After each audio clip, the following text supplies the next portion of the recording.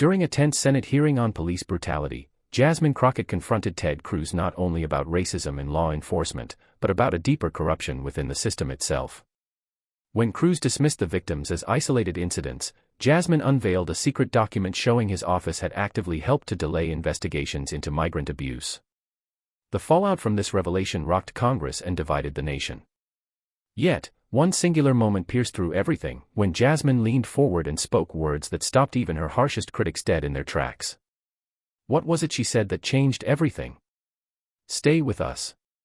This story is worth every second of your time. Outside the Rayburn House office building, the air hung thick with tension, like the heavy silence that precedes a thunderstorm. Camera flashes popped, security moved with sharp precision, and reporters whispered predictions no one dared to voice aloud. Inside, the hearing room was packed far beyond capacity. The sign on the wall formally read, House Oversight Committee, Emergency Session on Civil Rights and Law Enforcement, but those words were just procedure. Everyone understood the real nature of this gathering. America was about to witness a war, not fought with fists or bullets, but with testimonies and truths sharper than any blade. At the center of this national reckoning was a name already trending across the country, Jasmine Crockett. Across the aisle, sharpening his voice like a dagger, sat Senator Ted Cruz, flanked by allies determined to defend the very system under scrutiny. The doors shut behind them with a hollow echo. This was not merely a hearing. It was a battlefield. Jasmine Crockett entered without flinching, dressed in black, her expression resolute and still. She walked past senators who had labeled her radical, past aides who tried not to meet her gaze, and sat at the witness table as if it were a rightful throne. For her, this was not political theater. This was personal.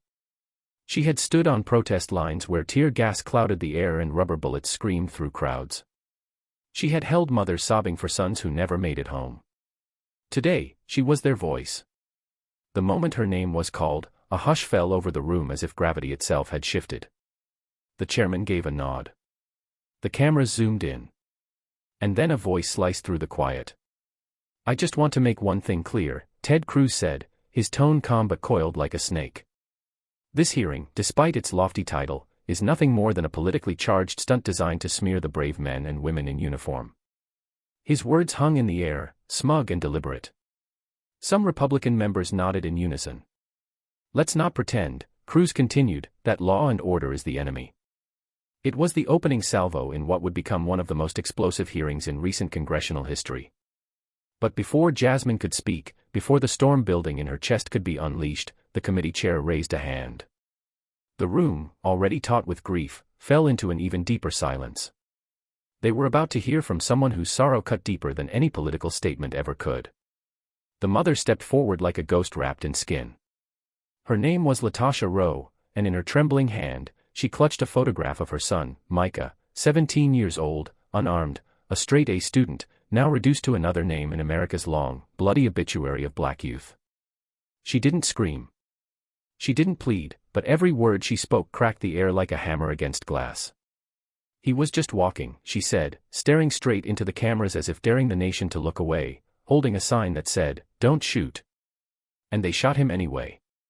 Her voice faltered, not from weakness, but from the unbearable weight of something no mother should ever have to carry. Behind her, Jasmine Crockett gripped the armrest so hard her knuckles turned white. On the opposite end of the dais, Senator Ted Cruz looked away, fiddling with a pen, as if bureaucracy could somehow erase brutality. The hearing room, which had moments ago buzzed with political maneuvering, now pulsed with something raw and undeniable, truth. Latasha reached into her bag and pulled out a clear plastic evidence sleeve. Inside was Micah's blood-stained hoodie. She didn't explain. She didn't need to. She held it up, and the silence that followed was louder than any siren. This, she whispered, is all I got back. No badge number, no arrest, just this. Jasmine's breath caught, not from shock, but from a terrible recognition. She had seen this before, far too many times. Too many mothers with the same hollow eyes, the same fury swimming just beneath the surface of their grief. One of the aides behind Cruz tried to slip him a memo, but he waved it off. Even he knew, at least for that moment, that politics had lost, that no prepared statement could compete with the image of a grieving black mother holding the last item her son had ever worn. Then Latasha turned to Jasmine, her eyes glassy but blazing, finding the congresswoman across the room. "Please," she said, her voice quivering yet unyielding, "don't let them bury my boy twice." Jasmine nodded slowly. There were no speeches, no grandstanding, just a promise made in silence. Because this was not just testimony. It was a battle cry wrapped in mourning. And as Latasha was helped from the stand, her words didn't leave with her. They lingered, thick and smoky, daring the next person who spoke to contend that justice had already been served. The weight of that hoodie, of that grief, had not even left the air when Jasmine Crockett rose from her chair. She walked quietly to Latasha's side and did the one thing politics had forgotten how to do. She reached out and took her hand. She didn't speak. She didn't need to. That gesture alone said what 1,000 editorials never could. *I see you. I hear you. I will not let this vanish into paperwork. *. Latasha trembled as if the memory of her son's final breath had wrapped around her spine. Jasmine became her anchor in a room designed to drift past pain. Behind them, someone stifled a sob. A Capitol staffer wiped her cheek. Ted Cruz didn't move. He sat back in his leather chair like a man reviewing tax policy, not listening to a mother describe the death of her son. His eyes stayed fixed on the folder before him, its bold title reading, "Unauthorized Demonstration Activity, Southeast Sector." To him, this wasn't about justice. It was about optics, about framing, about controlling the narrative before anyone realized what was really at stake. And then, with all the solemnity of a man defending a system he believed belonged to him, he spoke. "Mrs. Rowe," Cruz began, his tone dry, clipped, and eerily detached, "your son was present during a protest that, according to our records, had not received a formal permit." A gasp rippled through the room, sharper this time, edged with disbelief. Jasmine's head snapped toward him. Latasha froze as if someone had asked whether her grief had been filed correctly. But Cruz wasn't finished. "I'm simply asking," he continued, unshaken, "was your son lawfully assembled, or was he participating in a potentially volatile, unauthorized action?" Jasmine's grip on Latasha's hand tightened, hard. The mother's lips parted, but no words came out, only silence. Only the brutal realization that the man who had never met her son was now trying to put him on trial in death. That was the moment something broke loose in the room. Not just hearts, but illusions. The hearing was no longer about Micah. It had become a fight over who got to define justice, who had the power to decide whether a black child's last moments were heroic or criminal, whether his life was mourned or footnoted. Jasmine slowly straightened in her seat, her spine drawing a clean, defiant line through the chamber. Because if Ted Cruz was going to play judge and jury over another black child's corpse, then he had just made the gravest mistake of his political life. He had invited Jasmine Crockett to answer. For a moment, the chamber was suspended in that unbearable stillness, the kind that follows tragedy but precedes confrontation. And Jasmine Crockett, sitting with fire trapped behind her ribs, knew the time for silence had passed. Grief had spoken.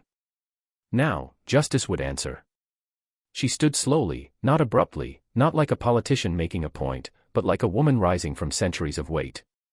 Her chair scraped gently against the floor, but it sounded louder than Cruz's voice had minutes earlier. She didn't wait to be called on. She didn't need permission. She belonged here just as much as any senator with a nameplate and a staff. Her heels clicked softly on the polished floor as she stepped forward, but her presence roared. The room shifted, not in noise, but in gravity. All eyes turned, and not a single camera dared to blink. "Let me say this," Jasmine began, her voice calm but firm, her eyes locked directly on Ted Cruz. "The law isn't meant to scare people. It's not here to humiliate grieving mothers. It's not supposed to punish people who speak up." She paused, her voice tightening with resolve. "Law isn't a tool to crush people. It's supposed to protect them." The sentence landed like a stone dropped in still water. Then she reached into her blazer pocket and pulled out a small, well-worn copy of the U.S. Constitution, flagged and folded from years of use. "I carry this because I believe in it. Because people fought for me to even be in this room, much less hold this book." Her tone deepened. "We're sitting here asking whether a child deserved to die because someone didn't fill out a permit. That's not justice. That's cruelty hiding behind red tape." She flipped the booklet open and held it up. "The First Amendment says this: Congress shall make no law abridging the freedom of speech, or the right of the people peaceably to assemble." She looked around the room, making sure every senator, every aide, every camera caught what came next. It doesn't say people need a permission slip to speak out. It doesn't say they need to be quiet about pain. It says peaceably to assemble. That's the promise. That's the right. And it was broken the night Micah was killed. The chamber held its breath. Jasmine didn't rush. She let the silence do its own work. When you twist the law to shame a mother like Mrs. Rowe, you're not defending law and order. You're using the law to hurt the very people it's supposed to help. Ted Cruz leaned forward at last, his expression tight, his tone measured like a man reaching for the high ground. The law, he said coldly, still needs order. Feelings don't write policy. We're here to protect the system, not to burn it down over tragedy. He looked toward the cameras, then back at her. You're emotional, Congresswoman, but this is a courtroom, not a protest. Jasmine didn't move. She didn't blink, because Ted Cruz still didn't understand. To him, the system was something to protect. To her, it was something that had failed, over and over again. And she hadn't come here to mourn it. She had come to make it answer. But Jasmine wasn't finished. Not yet. Because this wasn't just theory to her. It wasn't academic or rhetorical or political. Beneath every word she spoke was a scar, and beneath every scar a story, one she had never planned to tell in this room. But now she had to. Her eyes scanned the rows of senators, the polished wood of the chamber, the marble walls that seemed to close in like the corners of a courtroom. Then her gaze returned to the microphone. Her voice lowered, not with hesitation, but with intent. She wasn't performing, she was remembering. Let me tell you a story, she said. One that never made the news. One that almost never made it out of the dark. The room leaned in. Years ago, I was a public defender in Dallas, fresh out of law school. Idealistic, hopeful. I believed in the system back then.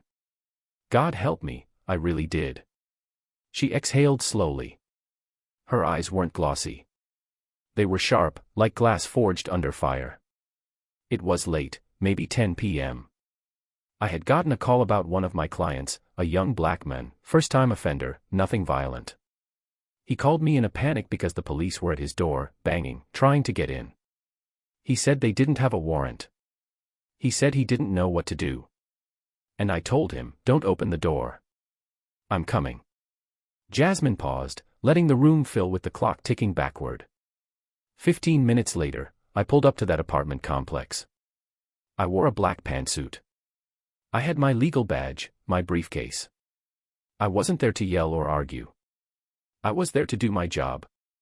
She straightened, but her voice grew quieter, forcing the room to listen even harder. I walked up to the officers, calm, polite. I introduced myself. I said, "Good evening. I'm the attorney for the tenant. Can I please see the warrant?" That's all. That was my whole offense, asking for a piece of paper. A pause, not dramatic, but necessary. The first officer didn't answer. He just looked at me. Then, slowly, without a word, he unholstered his weapon and raised it right at my face. The room went still, you could feel it, like all the air had been sucked out. I didn't move. I didn't scream. I didn't want to give him any excuse. I just stood there with my hands visible and said again, "I'm just asking to see the warrant." But to him, that wasn't a legal request. It was a threat. Not because I was loud, not because I was armed, but because I was a black woman who knew her rights and dared to say them out loud. Her voice trembled, not from fear, but from a fury buried too long. He never showed me that warrant. They left. Maybe because I stood firm. Maybe because someone inside called for backup. I'll never know. But I do know this, I went back to my car, locked the doors, and I cried, because I realized something that night. I could know the law inside and out. I could wear the suit and carry the briefcase and still be one wrong move away from being a headline. She looked up, not blinking. So when I say the law isn't always a shield for people like me, it's because I've felt it pressed against my skin like a loaded gun. No sound, no rustle, not even from Cruz or the aides behind him. They couldn't look away. And I still came back the next day. I still showed up in court. I still defended people like my client. Not because the system is perfect, but because someone has to stand in the gap when it fails. She let the silence stretch, not because she had nothing left to say, but because she wanted them to sit with it. Really sit with it. So don't talk to me about order or permits or the way things are supposed to work on paper. Because on paper, I was safe that night. But in reality, I was one breath away from a chalk outline. Jasmine's story didn't need applause. It settled over the room like a verdict. But as the silence grew too heavy for pride to bear, Ted Cruz leaned in, unwilling to let truth speak without trying to tame it. Jasmine turned her head toward him, eyes unwavering. Her voice was lower now, but laced with something even sharper than rage, certainty. "Of course you trust the system, Senator," she said, the words slicing through the quiet. "You can afford to. You've never had to fear it. You've never had to explain your existence to a badge. You've never had to hold your breath when red and blue lights flash behind you. You don't flinch when law knocks at your door because it doesn't come for you." Her jaw tightened. Her voice didn't rise, but her words grew heavier, more deliberate. "You believe in the law because it was built for you. I believe in the law because I have to, but I've also had to survive it. You get to argue theory. I've lived the trauma." Then she delivered the line that split the room in two: "You can believe in the law, Senator, because it has never pinned you to the ground." A hush fell, electric and thick. Even the cameraman hesitated to blink. For one breathless second, it felt like something had cracked open, not just in the chamber, but in the myth of fairness itself. Ted Cruz straightened, his expression tightening into the familiar armor of a man who'd lost the room but refused to lose the frame. He didn't yell. He didn't falter. He spoke with the icy polish of a seasoned performer whose mask had been dented but not broken. "And that," he replied coolly, "is exactly the kind of mindset that's tearing this country apart."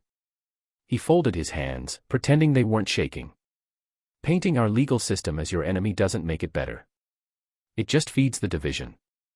You want justice, Congresswoman? Start by respecting the very structure that makes justice possible." There it was, the pivot, the dismissal, a return to order as a shield against accountability. But Jasmine didn't flinch, because she'd heard that kind of deflection her whole life, and she had come here to bury it. Cruz's response had been as smooth as polished marble, but it rang hollow against the weight of lived experience. Jasmine didn't reply right away. She didn't need to, because what she had next wasn't a retort. It was proof. She moved with calm precision, but something in the room shifted the moment her hands reached below the table. No one spoke, but everyone leaned forward, staffers, senators, even the security by the door. Jasmine opened her briefcase slowly, as if reaching for something fragile. Inside wasn't a binder or a notepad, but a thick, weathered manila folder. It was creased at the corners, marked "Confidential" in faded red ink. She ran her fingers over the edge like someone handling evidence in a trial, not for show, but for truth. Then she stood, not like a politician seeking the spotlight, but like a witness stepping into history. Her voice didn't rise. It didn't need to. "I wasn't planning to share this today," she said quietly, her tone controlled but carrying like a slow-building wave. "But I've sat here and listened long enough to lectures about order, about division, about how we're the ones making this country worse by daring to name what hurts us." She held the folder high enough for every camera to catch a glimpse of the red stamp. The room tensed. "This folder contains an internal whistleblower report from the Department of Homeland Security. It was never released publicly. It wasn't meant to be, but I have it because someone inside couldn't live with what they saw." A gasp began to rise in the room. Cruz narrowed his eyes but didn't speak. "It outlines very clearly documented cases of physical abuse, racial profiling, and illegal detainment by agents working along the southern border. These aren't rumors. They're sworn statements, photographs, medical reports. In one case, a teenage boy from Guatemala was held for 12 days in a concrete cell without food for the first 2. Another woman, a mother, was separated from her 5-year-old daughter and told she had no rights in this country." The chamber fell absolutely still. Jasmine flipped the folder open and pulled out a printed report, 8 pages thick, the paper slightly curled, corners marked in yellow highlighter and red ink. "But that's not the part that shocked me," she said, stepping toward the dais. "What shocked me was what came next." She turned to the second page, held it out so the cameras could focus. Her voice sharpened. "Here," she said, pointing to a redacted paragraph, is a line indicating that a formal internal investigation had been launched, until it was abruptly shut down. She paused just long enough for the silence to grow uneasy. Why? Because, according to this report, quote, advisory council from Senator Cruz's office recommends delay due to political optics in upcoming media cycle. Her gaze hardened. Let me be even more specific, since some people in this room still like to pretend everything's theoretical. The abuse in this report wasn't vague. It wasn't hidden. It names units within Customs and Border Protection operating in Texas and Arizona. It names detainees, mostly migrants of Latin origin, who were shoved, insulted, and in at least 2 cases, hospitalized.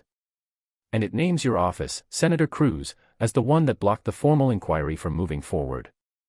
There was an audible intake of breath, the kind of sound people make when they don't know whether to speak or throw up. Behind her, a few aides whispered frantically. One reached for their phone, but Jasmine's eyes never left Cruz. Your office, she said again, slower this time, chose to protect optics, not people. You knew there was a pattern of violence against Latino immigrants, and you let it die in the dark. And then, without hesitation, she crossed the final few steps and laid the printed document flat on the polished desk in front of him. Right in front of the cameras. Right in front of the country. You talk about law like it's sacred, she said. But laws don't mean anything if the people in power get to choose when to look the other way. The law you defend chose a side, and the victims were never the ones who look like you. The blow landed not with volume, but with gravity. Cruz sat motionless, his mouth tight, his hands frozen above the paper, not a word, not a breath. The kind of silence that can't be spun. Every camera in the room trained in like snipers, one on Jasmine's unshaking face, one on Cruz's paling expression, and one on the folder between them. You could hear the mechanical whir of zoom lenses adjusting, trying to capture every flicker, every flinch, every exposed nerve. No one dared interrupt. Even the chairman, who had tapped his gavel several times earlier, sat still now, his eyes wide, because Jasmine Crockett had done what no rebuttal could erase. She hadn't made a point. She had revealed a pattern and named its protector. And in that moment, the courtroom didn't feel like Capitol Hill. It felt like a reckoning years overdue. The folder still lay on Cruz's desk, glowing under the overhead lights like a loaded weapon no one dared touch. And though the room had settled into silence, the weight hadn't lifted, not from the chamber, not from the men it accused. That's when Cruz leaned forward, slow and practiced, like a man stepping over broken glass, more worried about perception than truth. But Jasmine Crockett was already watching, arms crossed, eyes unreadable. She knew the game wasn't over. Not yet. Senator Cruz cleared his throat, breaking the silence like a man trying to reclaim control of a room that had already slipped away from him. His voice came measured, clipped, as if every syllable had been rehearsed for a soundbite. Congresswoman, he began, we both know the legal system isn't perfect. No human institution is. But tearing it down because of a few tragic mistakes I don't deny, isn't the solution. He adjusted his posture, straightened his cuffs. We live in a country where due process exists, he continued, where cases are tried, reviewed, and sometimes overturned. That's what separates us from chaos. The fact that we can recognize mistakes and correct them means the system works, however slowly. A few senators behind him nodded subtly, the kind of gesture that didn't signal agreement, just survival. But when we take isolated incidents and use them to paint the entire structure as corrupt. Cruz shook his head with mock sadness. That's not reform. That's destruction. And that's the mindset that's dividing this nation. This impulse to reduce everything to a weapon, to assume bad faith, to reject the very institutions that have upheld this democracy. He let the sentence linger like a closing argument before a jury. If the system were truly broken, he added, you wouldn't be sitting here today. For a brief moment, the chamber was still. Cruz leaned back, his hands folded smugly. He thought he had landed the final word, but Jasmine Crockett had been waiting, and now she moved. She stood slowly, this time not to present a document or deliver an accusation, but to speak a truth that came not from paper, but from history. Senator, she said quietly but firmly, you just made a point I've heard my whole life, that the system can't be that bad if someone like me made it this far. She took a breath and stepped forward. But let me tell you what you don't see. You don't see the nights I spent trying to get innocent clients released from jail after being misidentified. You don't see the mothers who begged me to believe their sons weren't armed, weren't guilty, weren't even there. And they were right. She reached into a second folder. This one thinner, neater, not redacted, just a list. These are the names of 28 individuals wrongfully convicted in the past 18 months, she said. 28 lives derailed, 28 stories erased until someone decided to look closer. She held the list in one hand, letting the pages sway slightly from the air vent above the dais. And out of those 28, she continued, locking eyes with Cruz, 23 are black or Latino. Some served.